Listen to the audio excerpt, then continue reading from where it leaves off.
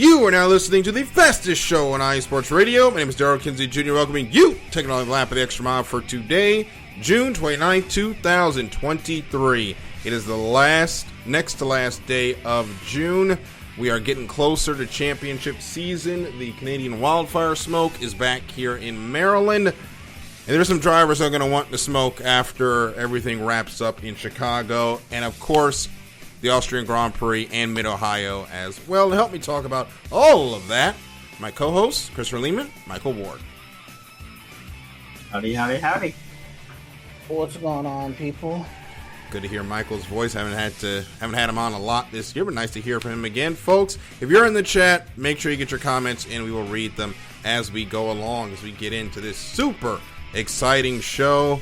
And before we do anything, I do want to get into H1 Unlimited conversation. I don't know if you guys got a chance to watch that this weekend, but the boats are back out there on the water. Unfortunately, we didn't get a chance to get to this in detail last week, but they kind of got a punch in the gut before the start of their season, in which their season went from 5 to 4 as sponsorship issues have required the San Diego Bay Fair to be canceled for 2023. So the season will end in Seattle, and that is not a good thing for one Andrew Tate, driver of the Miss Goodman Real Estate. Tate went upside down in the one and only attempt at the Southern Cup final and ended up DNFing. Dustin Eccles hit that boat, which was upside down in turn number 1, and ended up getting damage to his vessel. Tate would be a DNF. Eccles would be credited with a 5th place finish in that race, as the heat was not restarted due to some pretty hellacious weather that came in. And I don't know if you guys saw it, but I'll try to set the picture for what happened here as boats were going down into turn number 1. It appeared Tate was supposed to be in the middle of the beacon plumbing of J. Michael Kelly and the beacon electric of Corey Peabody, the eventual weekend winner. And it looks like he maybe either got sandwiched or got caught in somebody's rooster tail. The boat went upside down, landed upside down. Some significant damage from the contact from Dustin Eccles. That boat will not race in Madison. And we just lost Chris, Michael. We'll try to keep on going. But I don't know if you saw any of that, but it was a tough luck for Andrew Tate. Yeah, definitely tough luck for him. Definitely a bad day in the mall for him. Yeah, Corey Peabody would end up picking up the win and the points lead, over 1,200 points to the tally of Mr. Peabody. But for Dustin Eccles, it was an absolutely, positively awful day. He qualified on the pole, did not have great finishes during his heats, and ended up finishing 5th, as I said, in the final, as he could not get his starts down. And after setting a restricted fuel record in H1 Unlimited with a 171 during qualifying, it's really a punch in the gut to finish nowhere near the top of the order. Yeah, that's definitely not a good way to finish. You have to strive to finish at the top of the order, but hopefully next race they can rebound, but definitely not a good day for him. No, and the next time, of course, we will see them will be this weekend in Madison, Indiana, for the Indiana Governor's Cup, getting the results page loaded up here now. But Chris, we got you back. Looks like you had a little bit of an issue there online. Yeah, this for the price of this computer and the fact that I've got maybe like 40 hours in the chair behind it is a little outrageous that I already had to freeze up. So, Michael, yes, I will be talking. Pretend it's Ferrari. It is Ferrari. I'll just go buy a sticker from the team store or something, slap it right on there. Ferrari powered computers. It's starting to act like one anyway. But I'll talk angry to it later, like you suggested. The Formula One Ferrari, the Le Mans Ferrari. That's true. Better. That's true. Or the Porsche, Watkins Glen Porsche. Where did you put the? Oh, don't even get me started on that. I almost went to that too. I don't know what happened, but Should I have, almost because that went. race was amazing. All I know is they got disqualified. Yeah. I wanted BMW to get a win, but I didn't want them to get a win like that. Yeah. So Eccles finished fourth, third, and third in his heats, which ended up placing him in the back. And what happened in the first heat was pretty rough. He got a great start. It was a little bit too early. Got a jump start. Ended up finishing fourth in Heat 1A. Corey Peabody, though, he was on it. He won Heats 2A and 2B. Or 2A, sorry, and 3B. Don't have the first heats here on this sheet. But in the accumulated points, Corey Peabody has the lead at 1,280 points. Andrew Tate is second with 1,070. That, not going to last. Tate is going to be out this weekend due to the damage to his boat. Jamie Nielsen, Legend Yacht Transport, 965. J. Michael Kelly in the Beacon Electric, 919. Rookie Dylan Roon in Miss Home Street, 810. Dustin Eccles, 719. And Jimmy King, 330 points. They had an engine issue with the three. Did not contest their final heat of the day. We will see that boat again in Tri-City. So that'll wrap up the H1 conversation for now. We'll go ahead and get into NASCAR. And it was actually a pretty good race at Nashville. I know you guys got to see it, but this track has really been resurrected by the next-gen car. Yeah, this is a really fun track. I enjoyed watching the race. Yeah, unfortunately, I did not watch much of it, but the little bit that I did see, it was definitely some good action. Yes. And unfortunately, we had another car find a wall that wasn't safer barriered. In this time, it was Ryan Blaney off a restart, ended up getting turned down into the turn one inside wall. Hit it a ton. And I kind of have this question for both of you. Why in 2023 do we still have walls where cars can reasonably be thought to hit that don't have safer barrier on them? I think we should definitely just. I don't know if you can or if you can. I'm not an engineer. I just think you should just replace any wall that a car can hit going at a top percentage of speed should be safer barrier. That's where I am. Any wall other than the pit wall should have a safer barrier on it. Now, we're not going to have a safer barrier this week because it's the Chicago street course, and street courses are a little bit different, obviously, in how they work, and the speeds aren't going to be that high to necessitate needing a safer barrier. But at the same time, when we're at a speedway, if a car can reach it, it needs to have a safer barrier. We've seen what that barrier can do. It is a proven fact.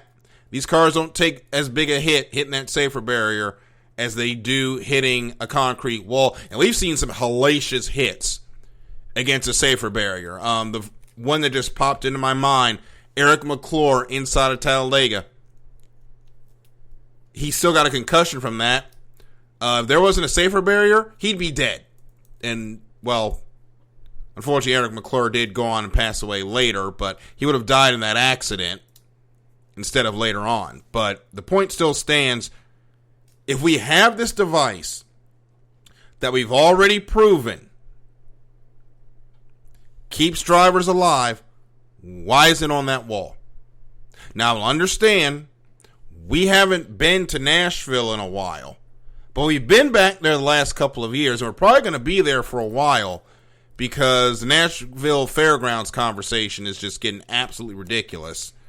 But why was there no safer barrier put there between the first year and this year? There better be safer barrier there next year.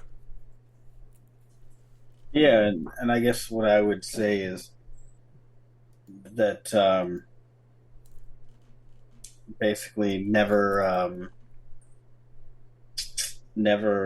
assume malice when Incompetence is an adequate explanation. I believe is the quote.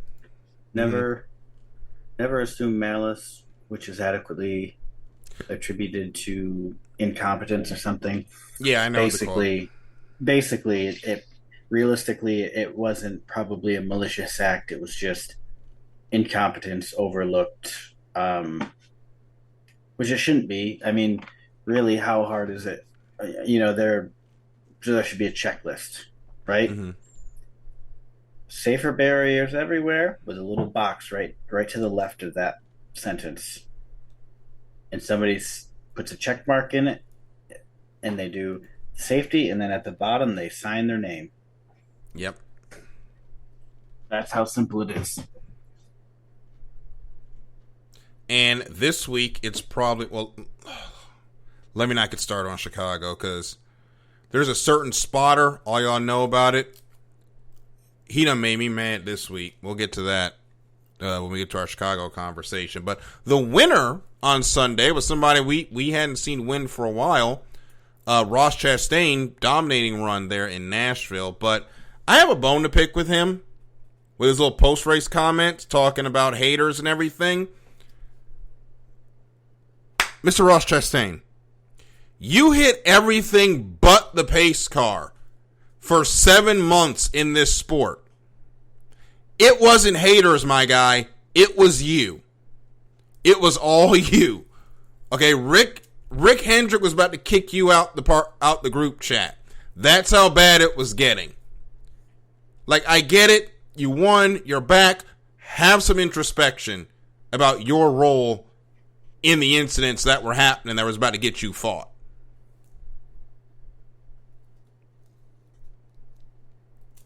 Couldn't have said it better myself.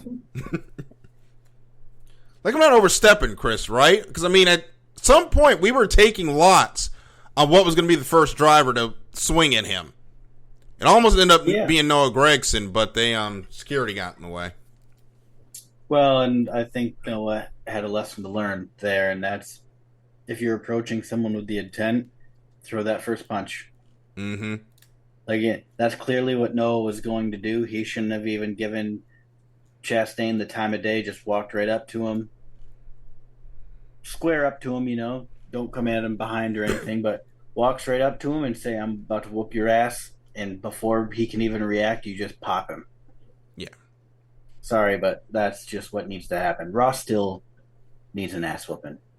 He really does. That's the only thing that's actually going to change his driving style.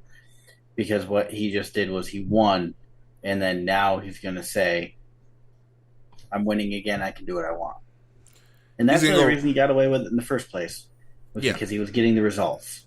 And then he stopped getting the results, and that's when Rick Hendrick was like, I'm done. You're done.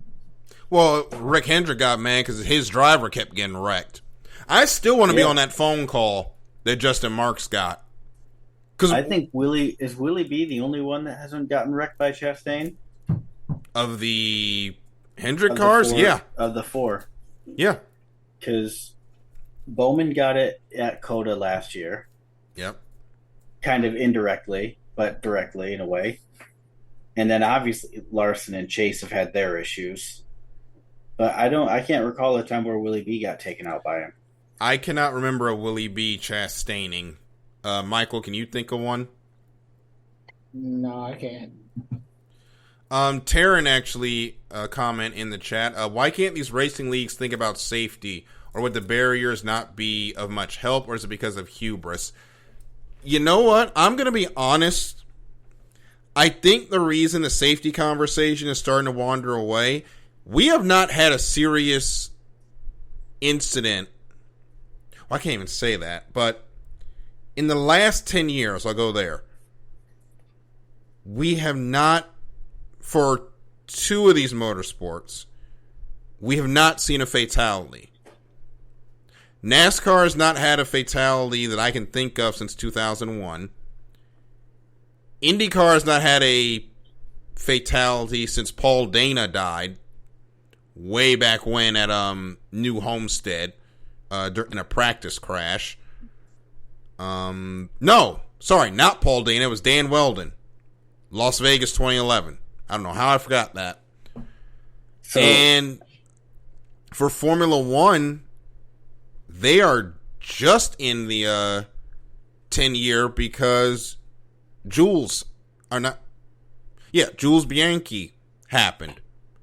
But the thing with Formula One is they seem to have forgotten every lesson they've gone there with all the equipment that ends up on the track. It's hubris. A lot of these motorsports, or motorsports in general, has got safety to a point to where death is actually shocking when it happens. It used to be somebody was getting carried out on a stretcher every week. Like, it was that bad. Like, in the 60s, I think they said, in Formula One, they averaged 3 drivers dying a year in Formula One at one point. What they call the killer years from the 60s to when Senna died. But we've got all this safety improvements with the fire suit, safety cells, safer barrier, the Hans device, the Halo. All of this has come in, the windscreen at Indycar. All of this has come in. And we've made the sport to where it's safe. Safer than it ever has been before. And some folks have just forgotten that this thing can still come out and bite you if you're not careful. What do you guys think? I think in my opinion, I think the best way to describe it is, and I guess I'm busting out the famous quotes tonight, but comfort breeds complacency. Mm-hmm. So the fact, like Daryl was just saying, is we're going so long in between these devastating injuries that the safety portion is just that as far as a priority, there's just some complacency going on. There's an assumption that these cars are safe, that the circumstances are safe, or what have you. But you know, as far as like what's within the control of the governing body, like if we look at Ryan Newman a couple of years ago at Daytona, that wasn't really anything that they could have prevented. It was just a circumstance. It was probably inevitable. It is inevitable. In racing, cars flip. That's inevitable.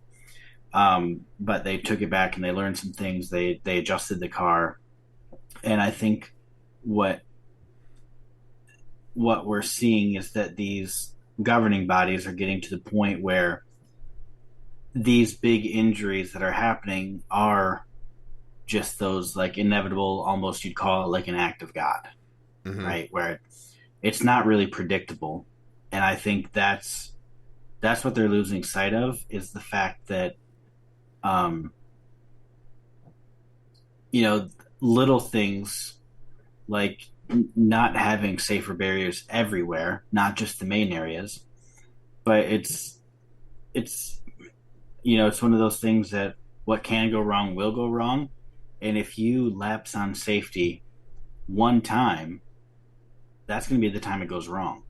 Look what happened this past week with Blaney, right? They didn't have the safer barriers there. And I do believe that overall they do a great job of making sure that safer barriers are up, but they were lax this time. And this time a car hit right there. It's just, you know, what can go wrong will go wrong. I'm full of famous things tonight. My Lord. He's our quote guy for the day, Christopher Lehman. But I absolutely agree. Michael, what's your opinion on the safety deal? Oh, I absolutely agree too. I just feel like I agree with Chris says, you cannot lapse on safety, because if you do, then something will definitely go wrong. So I think, you know, safety should always be something looked at before every race, because if it can happen, it will happen, like Chris said. So I definitely think after that incident, they should definitely go and look at where more safety barriers need to be placed at. Yeah, I don't think that it's an issue of to me, it just seemed like a paperwork issue, right? somebody signed off that something was done when it wasn't. Because I'm sure that probably that was supposed to be safer barrier, and it just wasn't. Mm-hmm. There's I don't think necessarily that it was anything malicious, like I had implied earlier. I think that this was incompetence, and they need to go back and review their processes and figure out why this happened and how to prevent it going forward. Because it's already done. You can't take it back. So now you gotta say to the teams, hey, this is what happened. This is how we resolve it. Or this is how we make sure it doesn't happen again. Because you can't take it back. It already happened. Right. And I did see a picture of Blaney. A friend of mine sent me of a die-cast that was kind of looked like Blaney's car from that wreck that was absolutely destroyed, which I thought was pretty funny. But Adam Karnick just joined us in the chat and actually brings up, getting us into our next topic. All ready for Chicago? Are we ready for what we're going to see with this Chicago street race? As far as the race, yes. As far as the people, no. I don't want to see the people or their opinions. We're going to start with the opinions first, and we'll get to the racing. There have been a lot of bad, and I'm going to call a spade, racist comments about Chicago that have been coming out since this race has been announced. And there's been a prominent NASCAR spotter, I'm not going to name him, but y'all know who he is, who has basically decided he's not going to come this week. Apparently structured his contract because he was scared to go to Chicago. Folks, we raced in St. Louis not 3 weeks ago. Murder capital of the United States. And the race in Detroit. Yeah, Indycar raced in Detroit.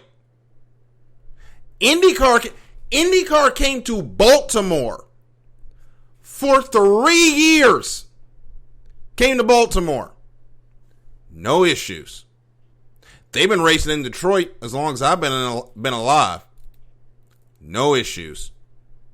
We come to this race in Chicago. All of a sudden, there's an issue. Here's what I'm going to say.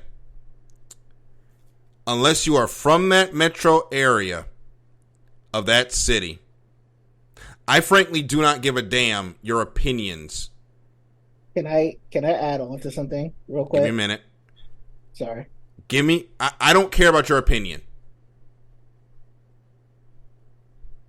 on what is going on in that city. Keep your mouth closed. If you're in that city, I'd love to hear your opinions on what's going on. But if you're not from that city, do not open your mouth and tell me anything about what's going on there, the leadership, or anything. Because you do not know. And I'm an hour away from Baltimore. I live in this state, so I know about what's going on in Baltimore. You don't know about the decades of redlining, of loss of economic opportunity, of policies that are a product of systemic racism that has taken educational and economic opportunities from these people. You do not understand the problems that are very ingrained in these cities and have created the issues. They're not all over these cities, by the way. It's not like you're going to go into Chicago and immediately get stuck up. As long as you don't go into, I hate saying the bad neighborhoods, but the rougher parts of the city, you're going to be all right. But that's part of the problem, that I can say there's a good Chicago and a rough Chicago, or a good Baltimore and a rough Baltimore. The joke we make about Baltimore is once you leave the harbor, it's Mad Max. The problem is you've got decades of these cities not taking care of everything and only taking care of the part that brings in the most money. That is why we have the issues in Chicago, not in Baltimore. Sorry, I don't know Chicago's had issues longer than we've been alive. We all know that. I can't really speak on it because I'm not from there. But you open up a history book, there's a lot that's going on in Chicago that I can't even talk about tonight. But you are a representative of the sport of NASCAR. You're on a very popular podcast on Dirty Mo Media. You have your own little side hustle that you also have on Twitter, making these snide remarks. Buddy, if you don't like it that much, you can quit. I'll come do the job for you. But I'm tired of it. And y'all know when I get like this, it's been a while. I'm tired of the comments. I'm tired of the snide remarks about these cities. Unless you have a way to fix it, shut your mouth. And I would say, speak when spoken to, but I want to hear from you. Shut your mouth and mind your business about these black cities. Unless you got something constructive to say to fix it, shut up. Enjoy the race this weekend. Or don't. I really could care less. Now that I'm off that soapbox, Michael, you had something you wanted to add on to that. Oh, to add on to the list of races that took place when dangerous things were happening, Formula One had a race the day after a missile struck. Not a day after. They practiced during the missile strike. Yeah. The refinery was on fire during the second practice. Refinery, and the F1 teams still had practice. So if the F1 teams can do that, although we were very upset that happened. Let me just call a spade a spade. We were very upset that happened.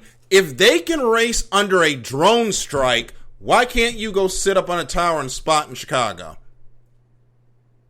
I'm just saying.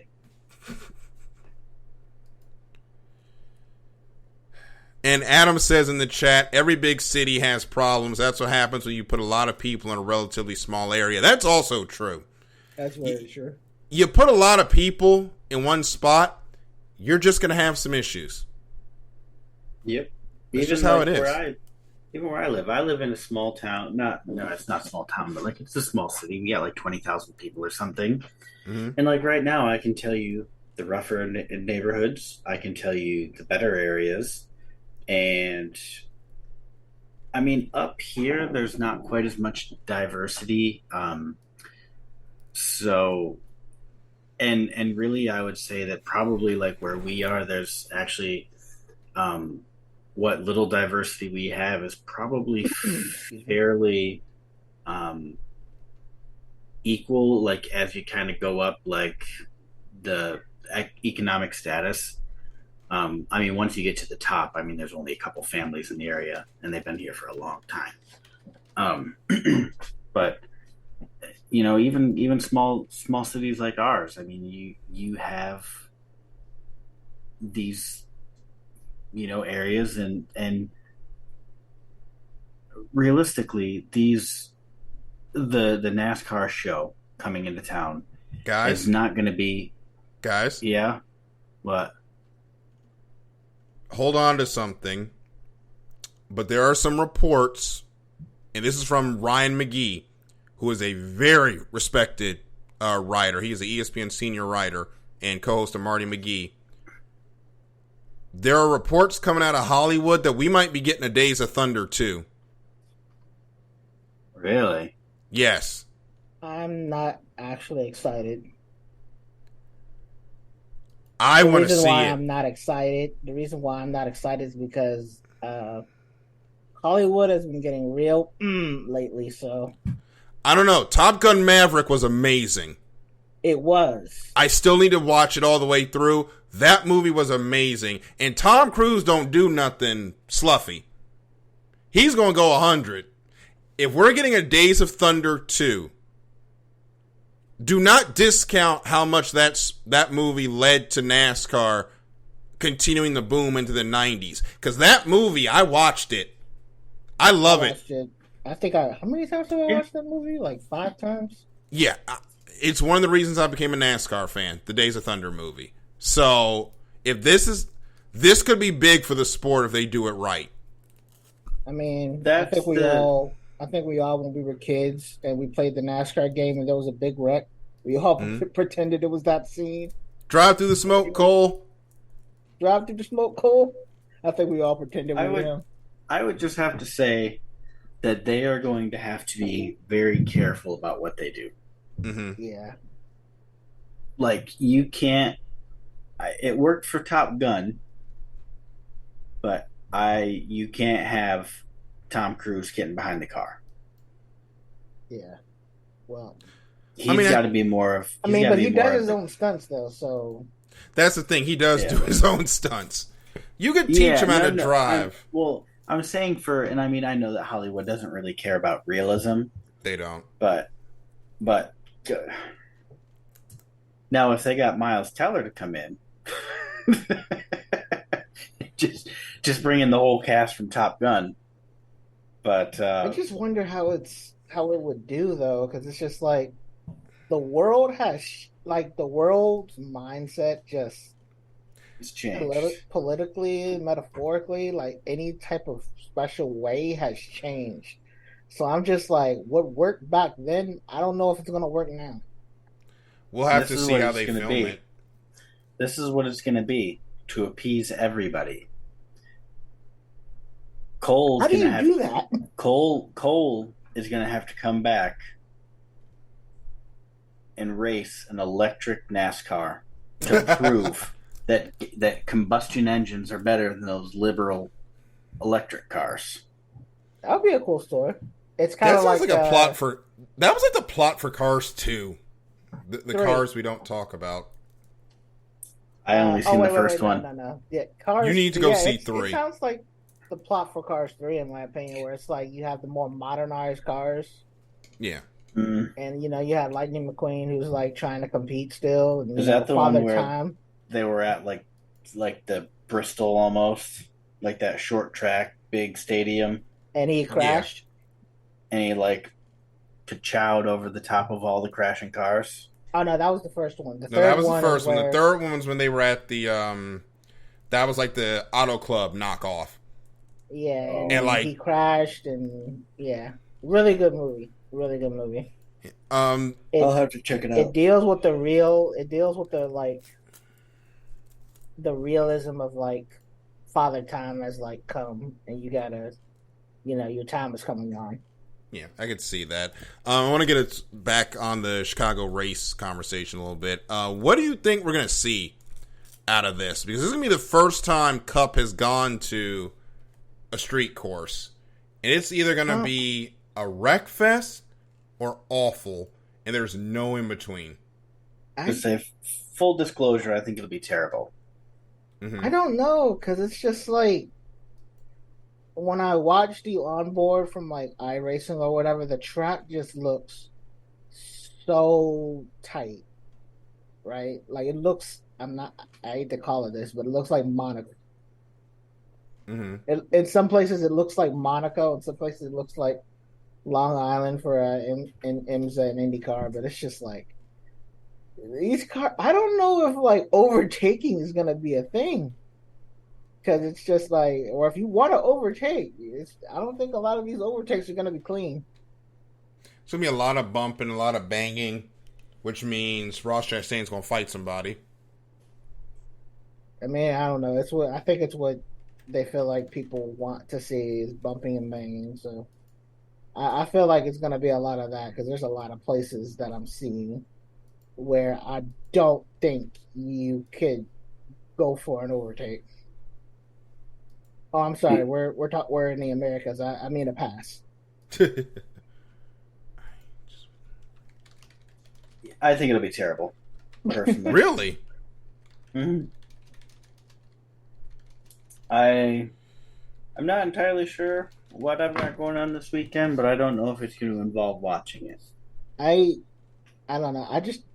Street circuits are not all that fun. I'm sorry. Yeah. they're not. I don't know why if they're a it thing, but you know, if it is. was supercars, I'd watch it.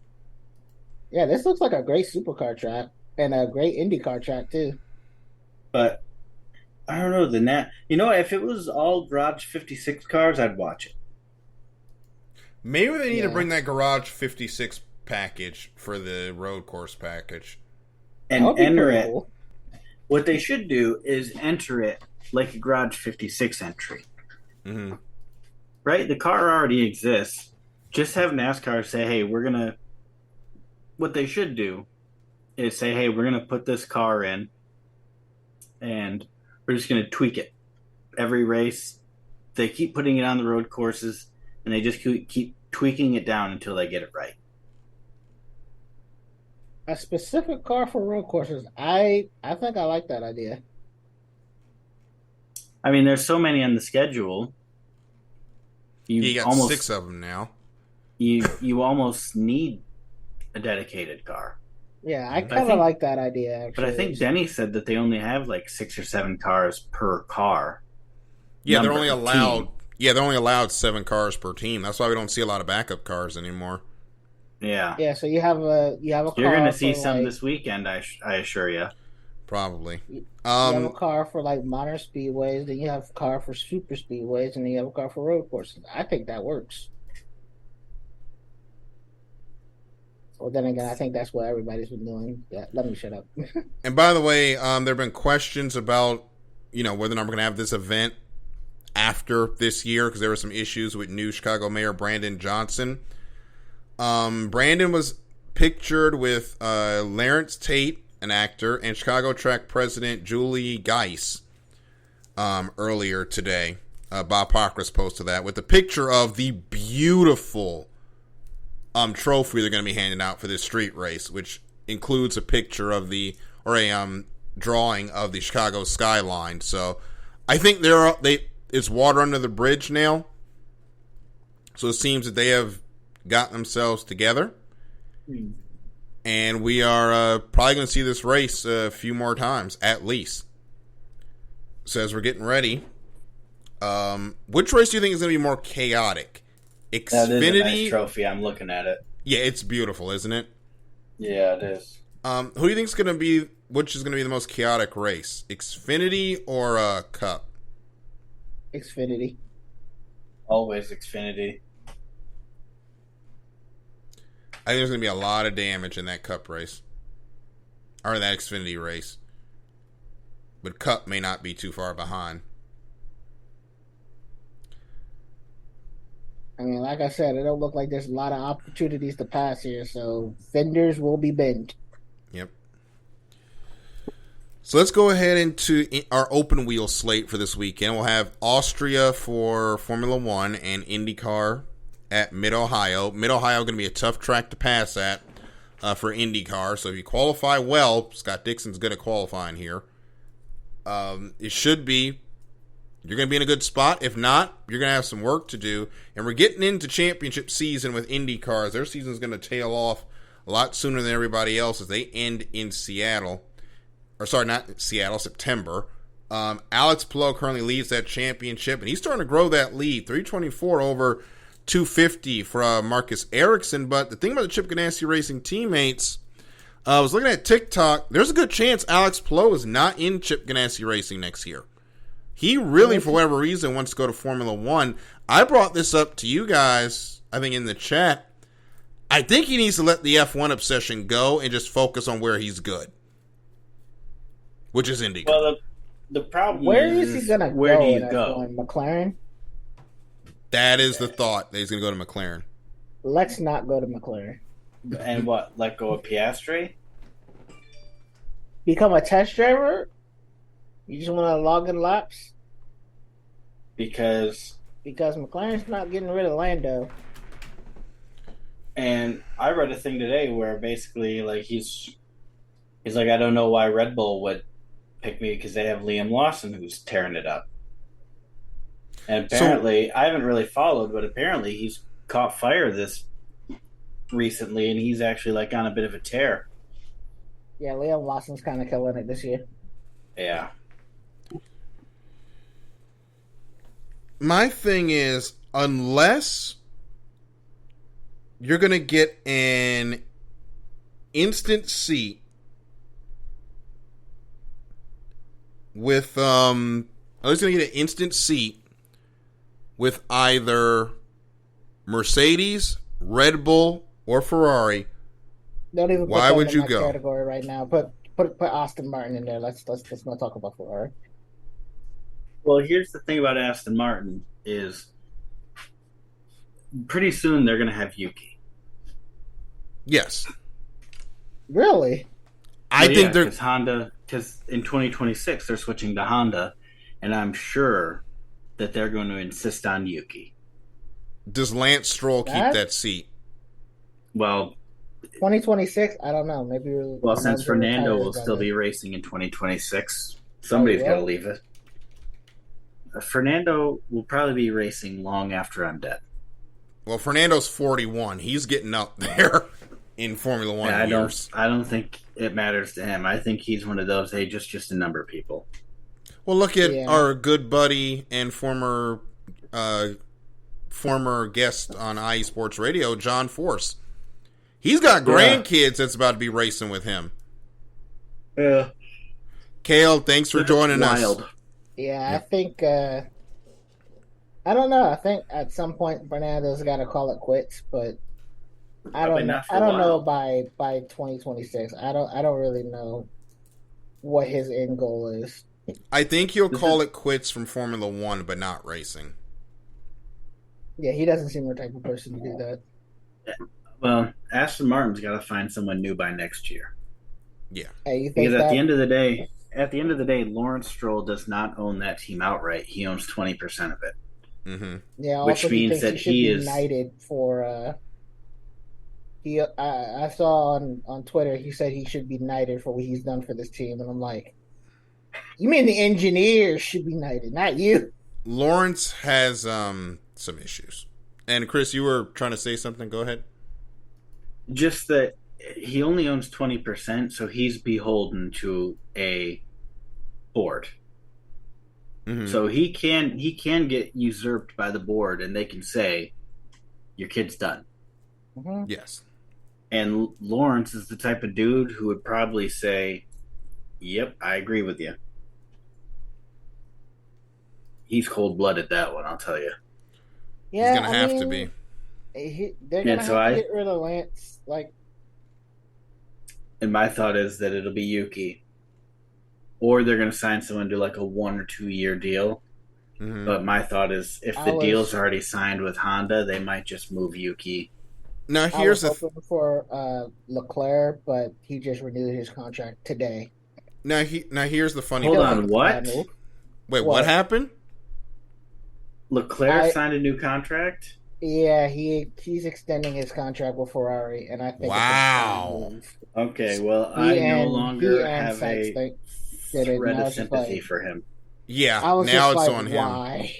Why? That's some breaking news, but now it's on Charles. He decided to. Well, even then, and I want to wrap this back to Pelot in a minute. Where were his other prospects? Red Bull's locked up, and so is Mercedes. I was hoping there might not have been any other place he could go, but I was at least hoping he would at least wait until Hamilton figures out what he's going to do, because Hamilton's contract is up this year. He's going to stay. They're just trying to figure out. I don't know what they're trying to figure out at this point. He's going to stay, but if he would have left. Mm-hmm. But here's what I will say. Can I read? So this is what Charles says. To be honest, I never thought about looking at other options. Ferrari is the team that helped me get to where I am now.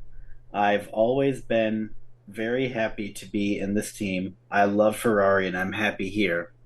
Right? I agree with him. Someone wrote, if you have to repeat it, it's not true. Here's what I'm going to say about Charles. I don't want to hear the complaining. You signed up for this. Yeah. But notice that's how he wins his championship. Yep. But it's just like something's got to change in that team if you want to win. I'm just saying, because I really thought this year he would have been out, if possible. He should have been. Now, here's what I will say. Ian Carlo should have been out. We've been on this conversation for about 5-6 minutes. We haven't mentioned Palou for any one of these seats, which brings me back to my point with him of where are you gonna go? Like Andretti, you'd be F2 maybe, but that's Formula One. It's just contracts everywhere. I'm sorry. Go ahead. Are you gonna go to? Is he gonna go to Andretti and High Tech? Because those are gonna be our new Formula One teams when that gets announced. But that's not till 2026. Is he gonna want to putt around at the back with them? I think your best bet's AlphaTauri. Well, yeah, but they've got their own drivers. They're still with the Red Bull program. Yeah, but you figure Nick DeVries probably lost a seat for next year. Yeah, I think Ishikawa's going to get that seat. Or Liam Lawson. Right. It's either me, Ishikawa, or Lawson that gets that seat, so that's spoken for. They really want to put Liam Lawson in a Formula One car. Yep. And who knows what's going on with Checo. But another thing is, like, next year, right? Mm-hmm. Are they still going to be connected to Red Bull, or are they going to be like their own thing? I don't know. They're changing the name, but it's weird. I mean, Red Bull still owns it at the end of the day. Yeah, so I guess they have to put Red Bull Juniors in the seat. Yeah, I mean, Red Bull owns the team. So, I mean, of course, they're going to be the feeder for Red Bull cars. But what I don't get is, I don't understand the optics behind it. I mean, he could go to Sauber next year. Yeah. I mean, it's just hard. And Sauber's going to become Audi in a couple years after that. Yeah. But where are you going to go? I mean, you've got a lot of talented drivers right now vying for seats that are already taken. Yeah. I don't know where he's going to end up. Yeah, this is the tricky part about Formula One. Yeah. Everyone's got multi-year contracts. Yeah. And the thing with IndyCar, a lot more competitive, a lot more exciting, as we've seen. There's a lot of drivers, though, that are really on the hot seat. Our best friend, Roman Grosjean, he is on this is his contract year, and it hasn't been that great for him. It hasn't, and I had high hopes for him, too. I think he should stay in IndyCar because he's really doing well there. Mm-hmm. He's doing well, and he's winning. And he's a part of one of the best teams there. I think he will stay. Me personally, I would stay in IndyCar, race and keep winning there, then go to Formula One, potentially get a back marker or a midfield team, and just spend the rest of my days fighting for a slim chance of a podium. Well, it's a thing that I will say. There's a lot of conversation, and we hear it a lot when they talk about why these drivers and single-seaters hold on so long to this F1 dream until the dying days. They've had it bashed into their head that if you're not a Formula One driver, you're nothing internationally. And I have a problem with that. In my so opinion. do I. There's only 20, and at most, depending on how these new team selections go, 24 seats in Formula One. And of those seats, there's 6 that could be good at one time, realistically. Would I rather take that small chance of even being decent in Formula One, or would I rather go be the best in another series? Because WEC's got a lot of seats. Touring Car's got a lot of seats. Not Touring Car right now. GT3 Racing, that's a better one to use, has a lot of seats. Go over to the United States, you could race over here. they've got to make a decision. Do I want to be a racing driver or do I want to be a Formula One driver? Because I'm going to be a racing driver, doors are open for you. If you're going to be a Formula One driver, that's a lot of heartbreak and a lot of spent money. It's just, it kind of harkens back to what Chris said earlier, I think either last year or this year. Would you rather be a driver of Formula One or would you rather be a winner in another series? I said, would you rather be the worst driver in Formula One or the best driver in another series? Yeah, I'd rather be the best driver in another series. It depends on the series. Because if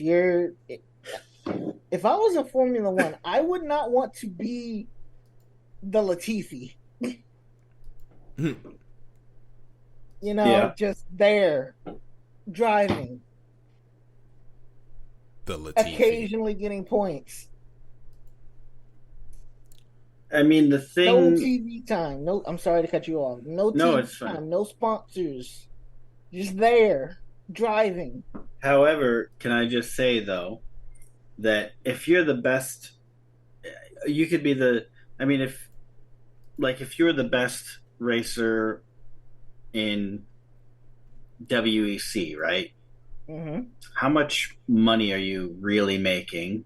You're not really getting much sponsorship. You're not getting much exposure. However, base salaries in Formula One start out at like $500,000 a year, which is probably significantly more than endurance racers are getting. Daryl, I see firing up the keyboard. But you know what I mean? No, it just depends on what your priority is. Either way you're racing. I take World Endurance champion over finishing 22nd every day. It also depends. Are you in a factory ride? Because you're going to get paid a lot more to be a factory driver than a privateer driver. The problem with this conversation is that a lot of these contracts are under wraps because these are all private entities. So it's not like the stick and ball sports where they tell us how many years and how much money. Yeah. I mean, NASCAR, you don't even get the years. They just say multi-year deal. So and we know they'll tell you through 2026 or whatever, but that's all you get. Yeah, some drivers bring their own sponsorship. Some drivers don't. It's complicated, but my thing is I want to win. Yeah. That's my whole thing. The money, you can have that conversation. I don't want to make $30 million and then be remembered as Latifi. I'm too competitive for all that. If I'm going to race, I want to be in something I can win. Yeah, race car drivers are greedy. Yeah. They don't want to log around in the back all the time. And for those folks in the chat, if you're still there, would you rather be the best in F1 or not the best in F1? Rather be a midfield driver in F1 or the best in another series? And we'll get to those before the end of the top show. Series like NASCAR, Indycar, then I would say I'll be the best. But if it's best of the freaking whatever at some podunk small town dirt track, nah. But I don't know. It's still the symbolism, though. It's like everybody is calling you the best at whatever you're doing. Now, if I could be the best at like sprint cars, I could do it. Yeah, and if that's what you want, and you become the best at it, you'll be remembered. Like if I could just show up at a track and have Kyle Larson status in a dirt car, I could do it. Yeah. I mean, I don't see why not. Because everybody's just going to be calling you the best, And hey, I got to stick up for my podunk little town racetracks here a little bit. I started out. There was nothing against them. I know. But like you can't make a living off of racing one night a week for a couple $100. Oh no, dude, they spend $80,000 to win 3. So I understand what you're saying. That just doesn't work. Yeah. Larry said And Go ahead. yeah, it was nothing. It was nothing against small town tracks. It's more just if you're going to be the best at something, that is your career. It does not matter. You cannot be the best driver at your small town local track without dedicating your life to that track. And they You do, can't and you it's you tough. can't show up. You can't show up to that track one day a week and be the best that's ever raced there. Yep. Doesn't work. Larry What was says Larry best. said? He said best in another series all day. I agree with that. It's just I I don't want to be remembered as somebody that was just there. You know, I want Oh, trophies. Larry, I And love you, buddy, but as a Raiders fan, aren't you kind of used to mediocrity? Ooh. I know Larry's doing the same thing you just did, Daryl. I know he's listening. He's like, goddamn Bengals fan. Been to a I Super Bowl. look, I can't talk. Y'all know what the Commanders have gone through. Yeah. I can't even chastise you because Lord, Yes, my the team Ferrari is of NFL. yeah. I'm gonna go order some cream for Larry for that. That was harsh. He's Yeah, gonna order need some some cream meta. for that burn. He's gonna need some meta Speaking, gel for that burn. wow, Mass Effect. I I was just wondering if finished you was playing that, happy. by the way. But speaking of burns, before we go to nearest the win, we gotta talk about Haley Deegan here a little bit. Her and Lawless Allen got into it during the truck race on, I believe that was Friday night. Lawless Allen called her talentless, which stirred some people up. But I think it's time to have the conversation. Is Haley Deegan actually good at this? And y'all know I will stick up for women racers to my dying breath. But it's been 3 years. We haven't seen any real growth. Is she good at this? Purely on the track, and we are talking about her inside of a car, and that is the only thing that I am making comment on. Mm-hmm. I would agree with you that we have seen little or no growth. Yes. And that is where I end my thoughts. Mr. Michael, what do you think? Could you repeat the question? Is Haley Deegan good at this? Really the question.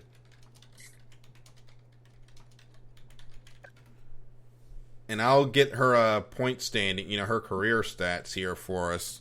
Because the thing with Haley, she went out there and won in Winston, I was about to say Winston West. Oh my God, how old am I? She went out there, won some ARCA races, and we thought she was going to do something, and it just has not come to pass. She was 17th in 2021 in the Truck Series. Last year, she fell off to 21st in the standing, so she actually regressed, depending on how you look at it. Looking at this year's standings in the Truck Series. Gonna go over to the full standings. Corey Heim's leading the points, by the way. As my fiance says, he looks like a sassy lost child.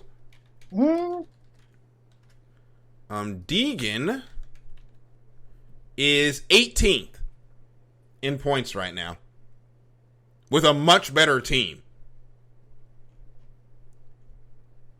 I think it's time to just accept that she's mid and move on.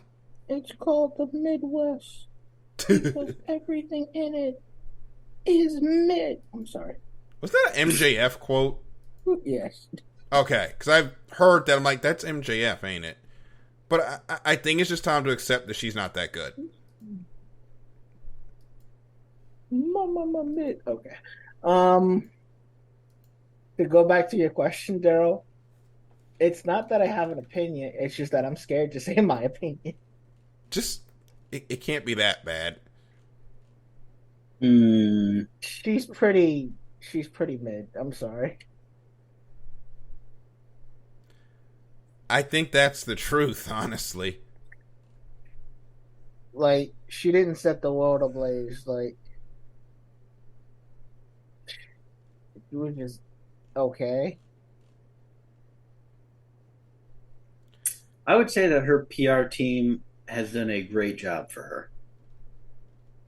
Maybe And too great. And from a marketing standpoint, she has been a great success. Yes. Maybe too great because there are some absolute weirdos that comment on her stuff.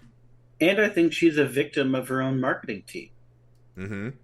Like we have had how Danica was with her marketing team. Yeah, like we really had this, this narrative pushed about, and I don't want to say that she was going to break down the barriers, and I don't think there was ever really, talk about her driving for Hendrick or Joe Gibbs or anybody, but we were kind of told, like, this girl's got talent. She's going to light the lower series on fire, keep working her way up, and before we know it, she's going to be running Xfinity full time. That's kind of the narrative that we were given. Mm-hmm. And I think that they just overpromised, undelivered. They did a great job marketing her, hyping her up, drawing attention to her. But when it came to what she could accomplish on the track, she just under-delivered on what they overpromised. Yeah. Yeah. And that's unfortunate, to be honest. I think that's just going to be her in the truck series. I think the trucks are where she's going to top out. And that's fine. You can make a living there. You can make a career there. As we just had the conversation. But she's got to be better because she's not going to be in top rides no matter what the money is if she doesn't, step it up. It's been 3 years. You can't keep doing this.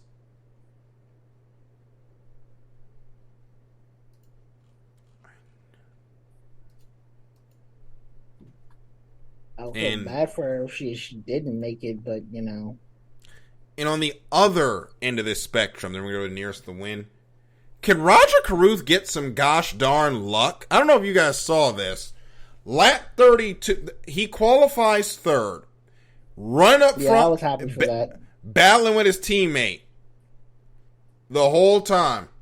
He gets into the lead, and the fuel system takes a dump. And he ends up 34th, 31 laps down. The minute he takes the lead from Nick Sanchez, the fuel system goes to crap. I feel so bad for the kid. He's a DC native. I've talked to him several times. He's been on this program before. Great guy. Yeah. Excellent student at Winston-Salem University, representing the CIAA, my conference that I went to. Bowie State is a part of them. But man, if you look at a kid and say, you've got no luck but bad luck, that's Roger Carruth right now. And the thing is, he's still in a decent points position for being a rookie. 16th going into the final fight for the playoffs. Doing a really good job. Yep. So now we can go ahead and head into nearest the win. Chris, I think you've got the sheet. I think you've got our picks, and we've all got them in. Tell us who we got.